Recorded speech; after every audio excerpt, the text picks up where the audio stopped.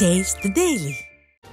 கோவை மாவட்டத்தில் அதிமுகவில் புதிதாக பதவி மற்றும் பதவி உயர்வு பெற்றவர்கள் முன்னாள் அமைச்சரும் கழக தலைமை நிலைய செயலாளருமான SP வேலுமணியை கழக அலுவலகத்தில் நேரில் சந்தித்து வாழ்த்து பெற்றனர். சட்டமன்ற உறுப்பினர் KR ஜெயராமன் மாநில அம்மா பேரவை இணைச் செயலாளராக பதவி உயர்வு பெற்றதை அடுத்து பூங்கொத்து கொடுத்து வாழ்த்து பெற்றார். அப்போது கோவை மாநகர மாவட்ட செயலாளரும் சட்டமன்ற உறுப்பினருமான அம்மன் K அர்ஜுனன், புறநகர் வடக்கு மாவட்ட செயலாளரும் சட்டமன்ற உறுப்பினருமான அருண்குமார் ஆகியோர் உடன் இருந்தனர். மேலும் புதிதாக பதவி பெற்ற கழக நிர்வாகிகள் ஆயிரக்கணக்கானோர் முன்னாள் அமைச்சர் SP வேலுமணியை சந்தித்து மாலைகள் மற்றும் சால்வைகள் அணிவித்தும் பூங்கொத்துகளை கொடுத்தும் வாழ்த்துக்களை பெற்றனர். சென்னை அண்ணா பல்கலைக்கழக மாணவி பாலியல் வன்கொடுமை செய்யப்பட்ட வழக்கில் கைதான ஞானசேகரனிடம் சிறப்பு புலனாய்வு குழுவினர் விசாரணை நடத்தினர். அண்ணா பல்கலைக்கழகத்தில் மாணவி கடந்த மாதம் பாலியல் வன்கொடுமை செய்யப்பட்ட வழக்கில் திமுக பிரமுகர் ஞானசேகரன் கைது செய்யப்பட்டார். அவரை 7 நாட்கள் காவலில் எடுத்து விசாரிக்க நீதிமன்றம் உத்தரவிட்டது.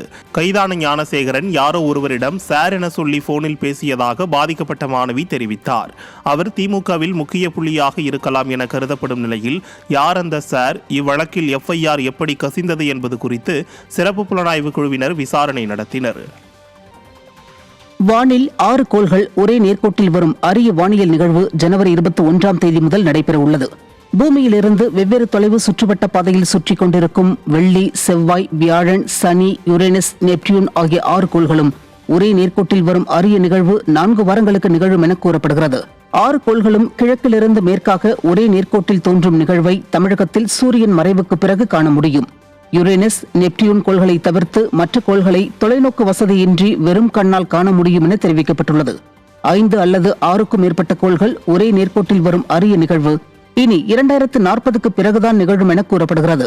இந்த வானியல் சீரமைப்பை காண சென்னை கோட்டூர்புரத்தில் உள்ள பெரியார் அறிவியல் மற்றும் தொழில்நுட்ப மையத்தில் ஜனவரி 22 முதல் 25 வரை மாலை 6 மணி முதல் 8 மணி வரை சிறப்பு ஏற்பாடு செய்யப்பட்டுள்ளது.